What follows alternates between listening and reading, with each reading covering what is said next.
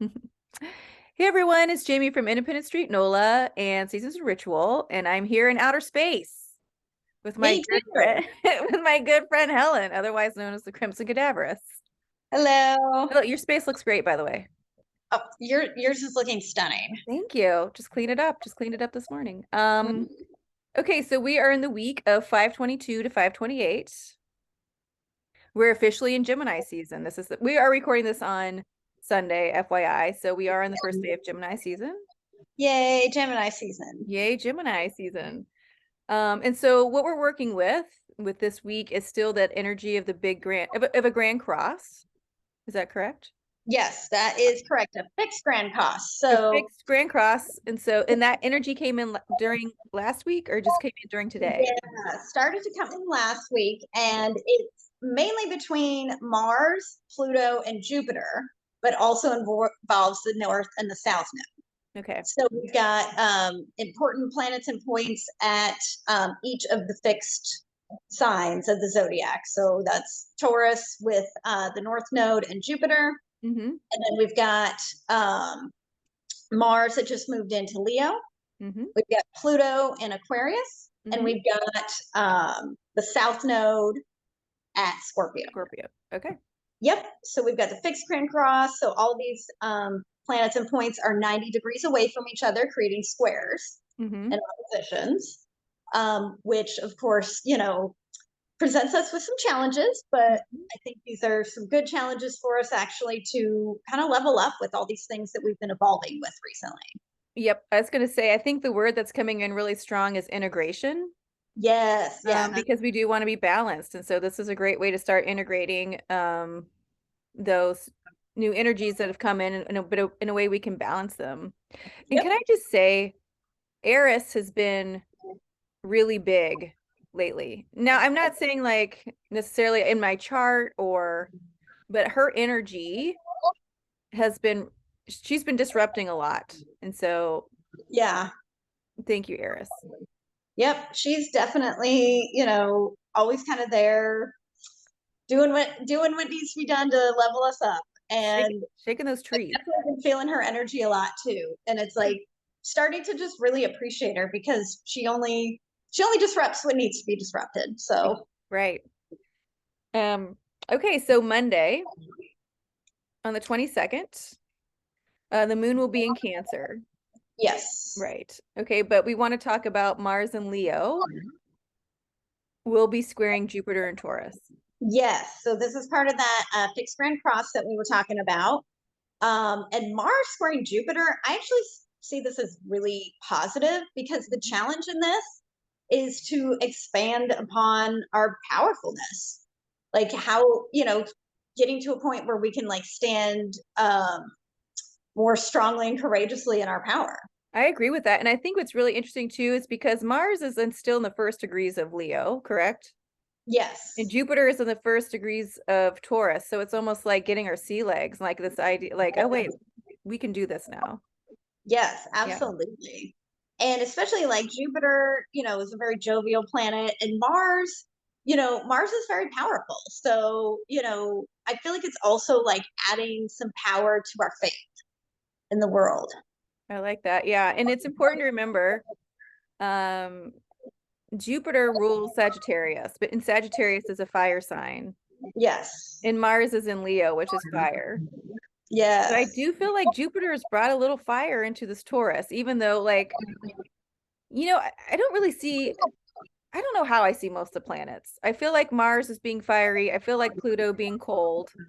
Yeah.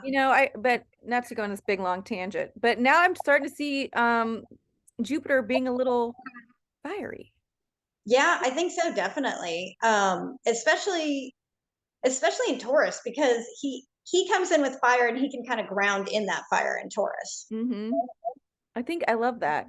And then the sun in Gemini, right? Because the sun just moved in Gemini, so Yeah. also the first degrees will be sextiling this Mars and Leo. Yes. So I think that's adding just a very like harmonious light kind of shining down on our power center. I like, So yeah.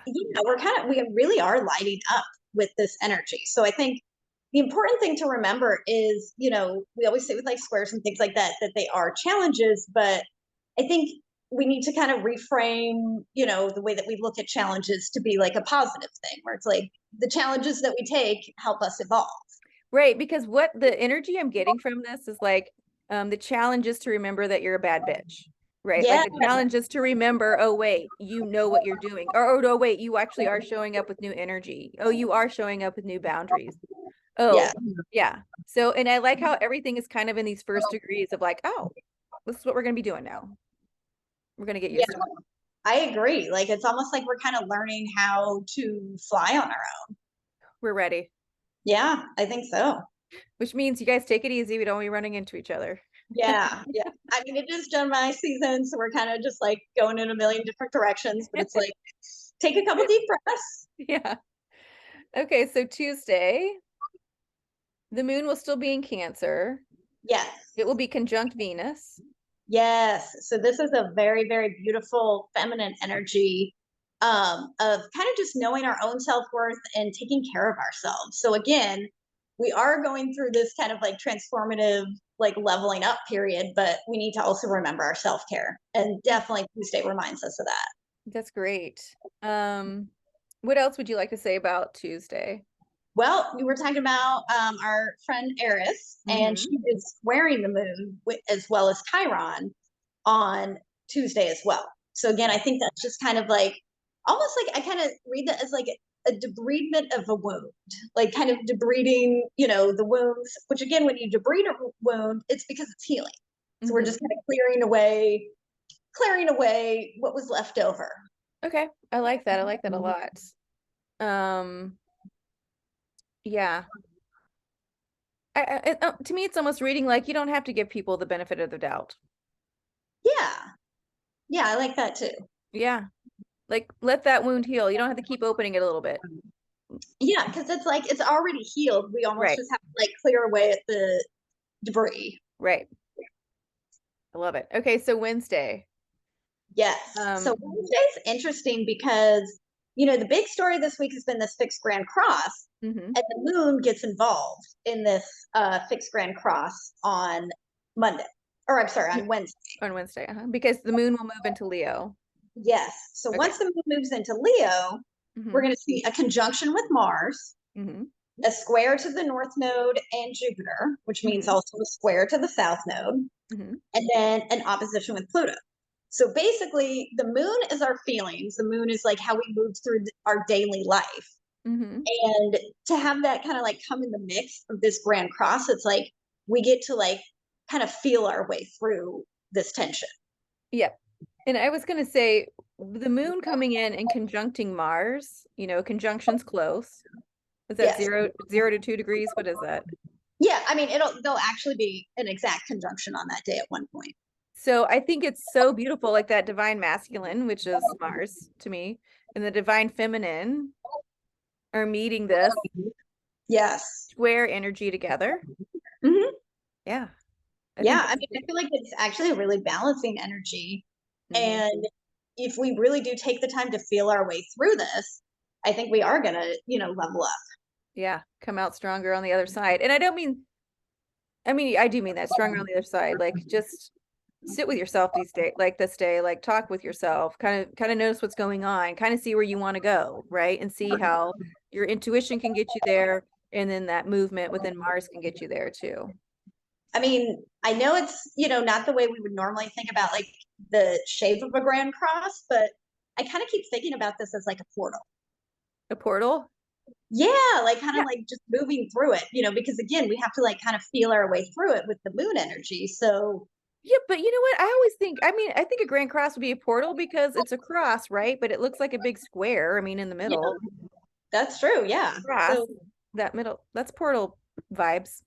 yeah. So, yeah, I feel like we're kind of moving through a portal this week of like going from a place where we were kind of unsure of this energy and like getting to a place where we feel sure of Ugh, I'm here for it, Helen.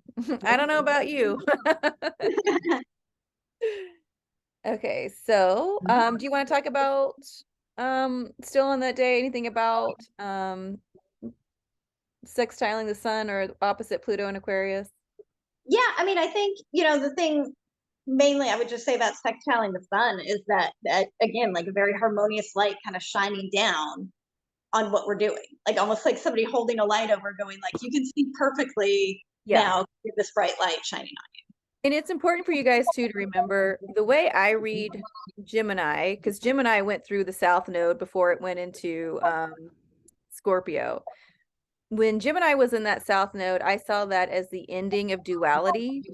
And so Yeah. it's important that when we're going through these emotions and we're weighing the options, if you feel like you guys are getting stuck in duality, it's either got to be this way or that way. That's the lie. Okay, that's the illusion. Yeah. Okay, the idea is no, there's plenty of options. There's 50 shades of gray, if you will, right? It's just not black and white. So it's real important, everyone, to make sure if you get stuck in that left or right, this or that, to really tell yourself, hey, you know what? Actually, there's more options. And maybe that's how that opposition with Pluto and Aquarius will come in. Yeah. I mean, this whole fixed grand cross has very expansive energy to it because it's kind of like pulling us at each side. And to me, it's like almost like pulling us out so that like we can expand. Yeah. Which expansion, Jupiter, Taurus. Exactly. Yeah. Jupiter's definitely helping with that. Yeah. Okay, Thursday, the moon will be in Leo. Yes. I think it's interesting that that day we've got a square with Mercury and Vesta.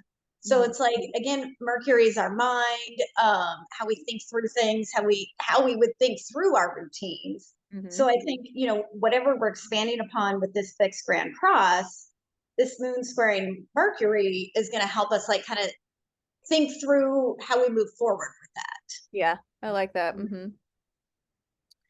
Um, let's see. And it's who's trining Chiron and Aries?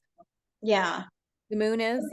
Those wounds that we kind of depleted a couple days ago are like we're kind of almost like reminiscing about them like in a favorable way, like yeah, I have come far, I have healed a lot of things. Okay, perfect. Friday, the moon will be in Leo and then it will move into Virgo.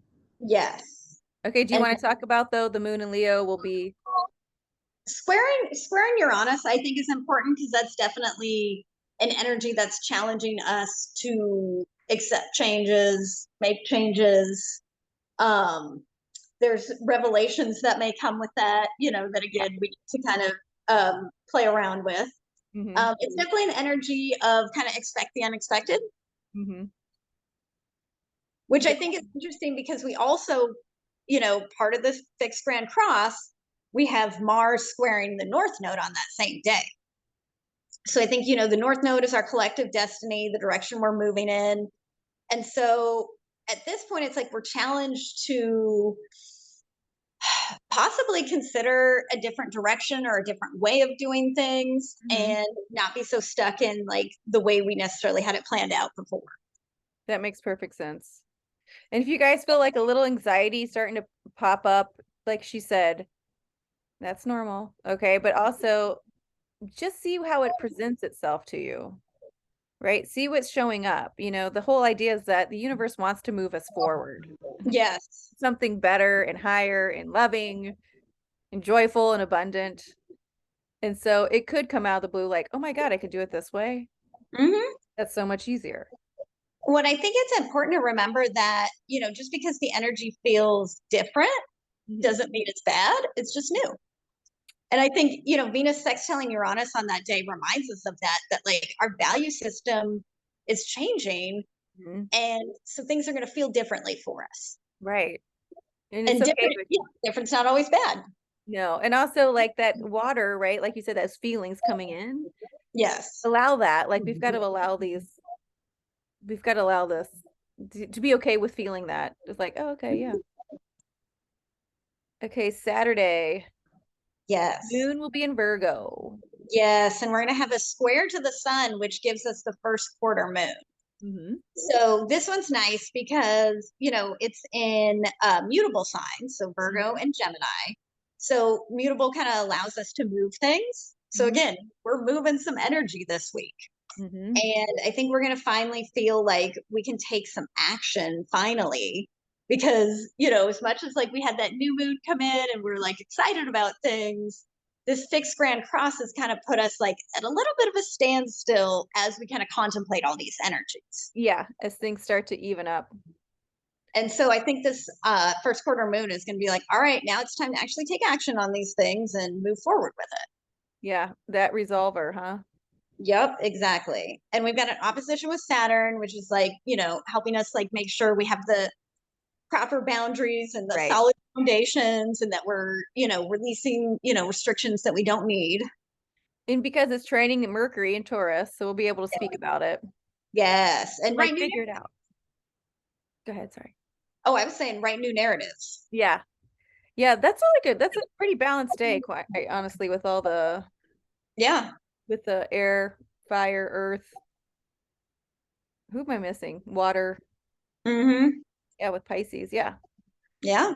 Saturday seems pretty balanced. Okay, and then we get to the end of the week. Yes. Okay, moon will be in Virgo. We'll be in Virgo all day on Monday. I mean Yep. on Sunday. Jesus. Yes. Okay. It'll be trining Uranus and Vesta.